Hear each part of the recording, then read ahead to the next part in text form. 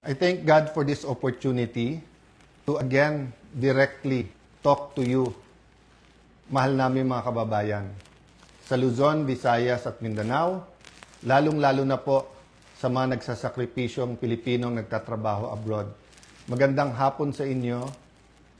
Parati po natin pinagdadasal na pagpalain ang ating bansa.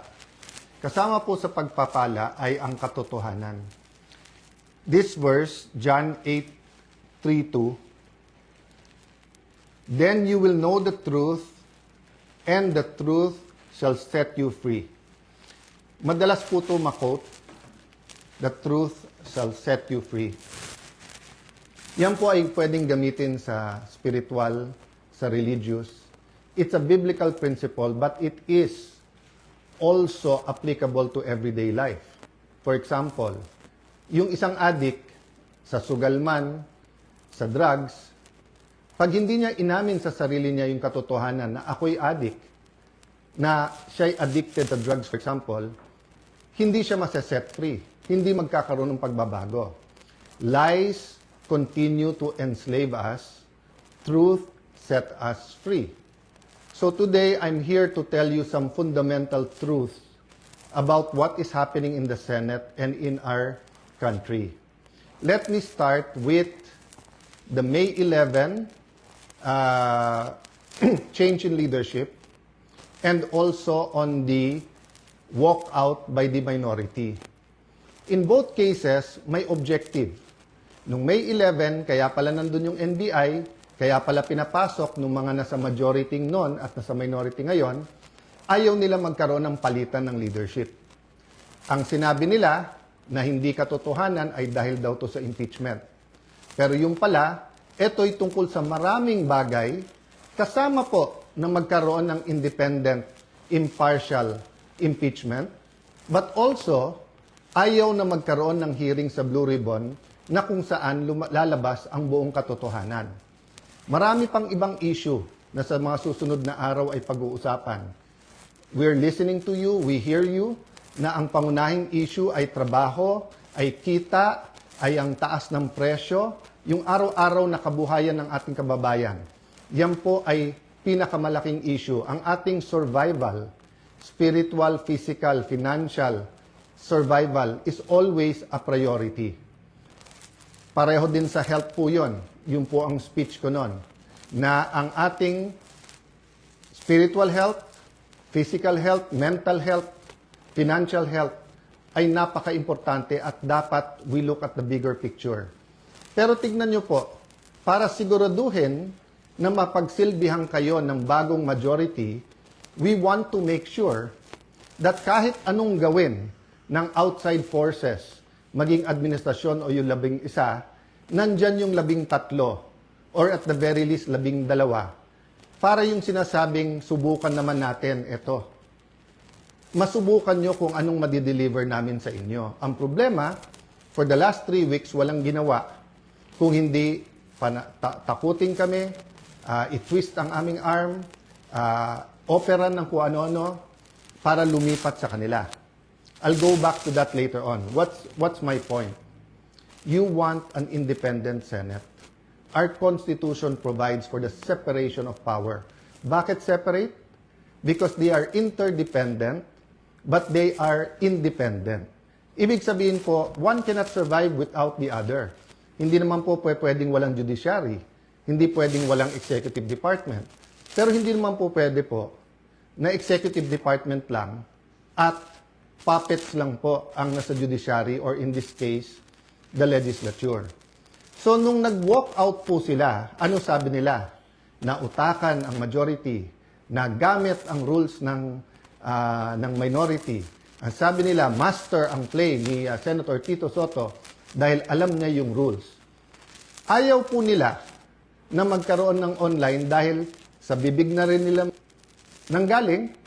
Sabi nga nila, ang isda sa bibig ng gagaling, may ikukulong daw. Bakit nila alam yung timing sa kulong? Sinabi ni Senator Jinggoy, hindi lang ngayon nangyari sa kanya yan, since February. Wala na daw kaso, pag siya po ay sumunod sa kanila. In this case, lumipat.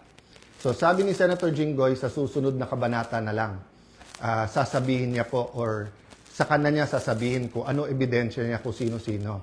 Hindi hearsay sa akin to dahil napakinggan ko yung ilan nilang conversation.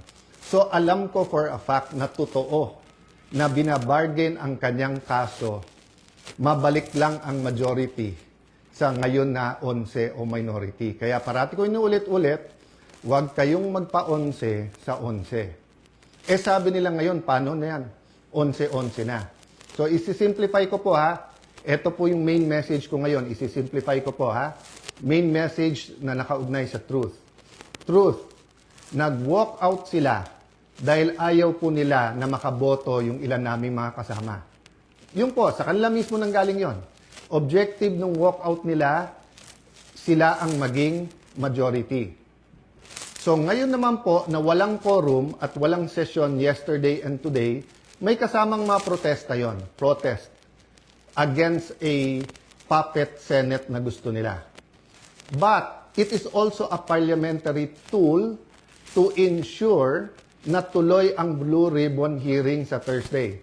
Ulitin ko po ha, ginamit nila yung parliamentary tool na walk out para po hindi matuloy ang pag-change ng rules. So ngayon po ang majority, ginagamit din po ang rules sa tama, morally, legally, to ensure na hindi agawin ang mga committees para po matuloy ang hearing ng Blue Ribbon sa Thursday at ang iba't iba pang mga importanteng hearing sa bawat committee. Yes, you heard me right. Sa kanilang official or unofficial spokespersons, no? Meaning sila mismo or yung mga avatar nila or yung mga vloggers, formal, informal, PR spokesperson ang nagsabi na sa 11-11, umabsent lang yung isa, mag-abstain lang yung isa, they can move.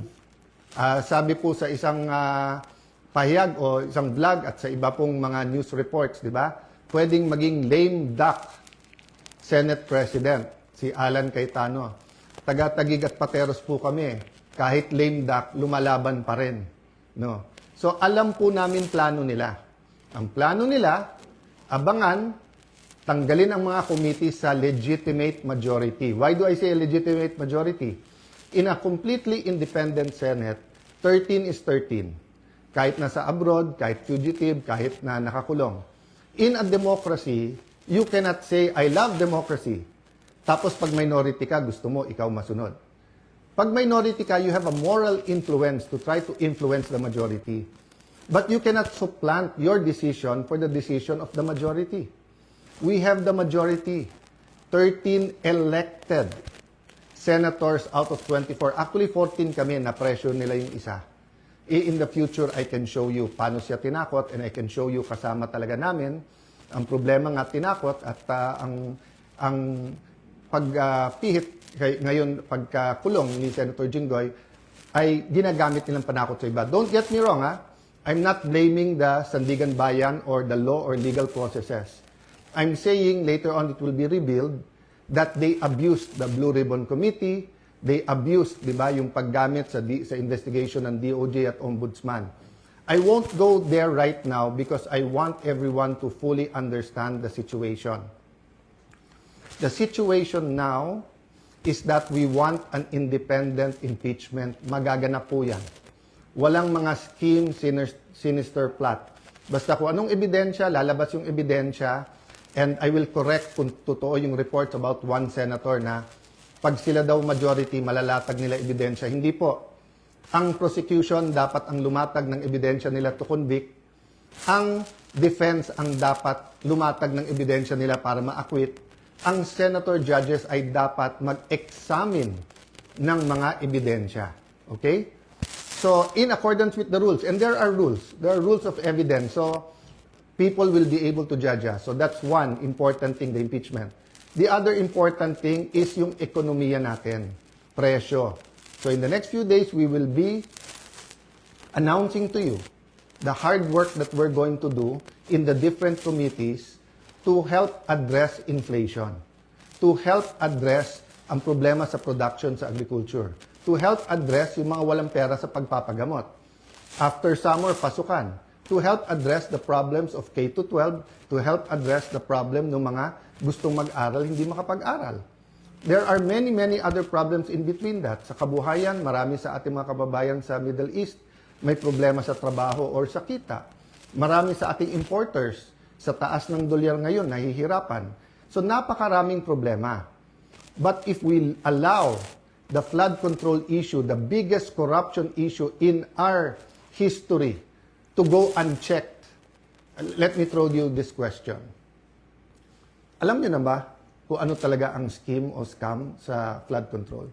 Ilan ba talaga ang ghost? Ilan ang hindi ghost?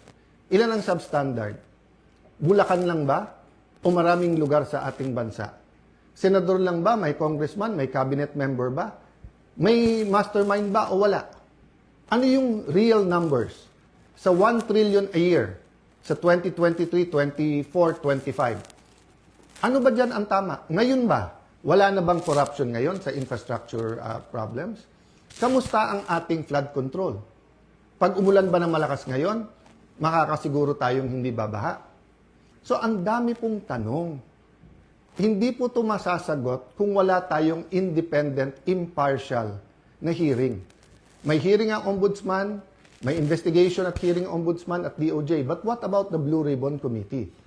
We gave Senator Lacson a chance. Napakatagal yon. Kayo na magkwenta ilang buwan o isang taon, di ba? So, Senator Marcoleta had one hearing. Pipigilan natin yon.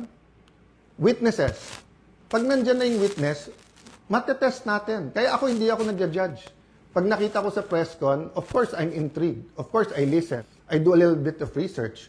But until matesting yan sa cross-examination, dun pa lang ako maniniwala at ibabalandra ko po yan or isa-side by side ko sa mga existing na ebidensya. So again, ulitin ko po ha, kailangan tignan po natin nangyayari sa Senado sa mas malaking konteksto ng katotohanan. Gusto ba natin na ang Senado ay maging kasangkapan, ay gamitin, no? Para ilabas ang totoo? O ito ay kasangkapan para itago ang totoo? Is the Senate for truth or not? Now, it's quite unique if you say that the number now is 11-11. So, what's important for me is we don't have a puppet or dependent Senate. And what's important to me is that on Thursday, matuloy ang Blue Ribbon and tumuloy-tuloy yung iba't ibang mga committee. So we will keep you updated. There are many questions, there are many issues. Sa mga kapatid natin sa media, send your questions sa akin, MRO. This afternoon, I might answer some. If not, tomorrow, Thursday, Friday, I will be answering one by one all of those questions. But for today, I want us to all ask, hindi ba when we passed the 1987 Constitution, ang isang basic principle doon, katotohanan? Di ba nung nagkaroon ng EDSA 1 at 2, katotohanan? Pinakamalalaking skandalo sa buong mundo, Watergate. It's about truth, katotohanan. Ngayon, lahat ng propaganda sa Iran, sa Israel, sa US, presyo ng langis. Hindi ba ang isang issue dyan, katotohanan? Ano ba ang truth tungkol sa lahat na to? Ang corruption sa ating bansa ay hindi mabibigyan ng lunas kung walang pagbabago. At walang pagbabago kung hindi tayo magsisimula sa katotohanan. So I challenge all senators, both from the minority and majority, what's more important to us? Position, wag mabanggit yung pangalan natin, wag tayo makasuhan, malapit tayo sa administrasyon, 2028 may ambisyon. If you say you love the country, then why not fight for it? And you know, you may say a lot of things about Senator Jinggoy. You may talk about his past. But I will reiterate, I am a witness. Narinig ko yung mga offer sa kanya.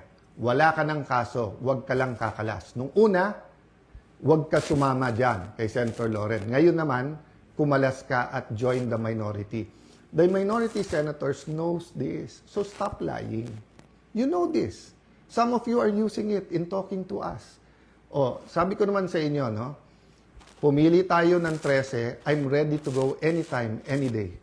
Basta't may 13 na. Show me 13, wala nang problema. Ang pakiusap ko lang, let that be 13 that are fighting for the truth. So that the truth can finally said, the truth can finally set all Filipinos free. God bless you. God bless the Philippines.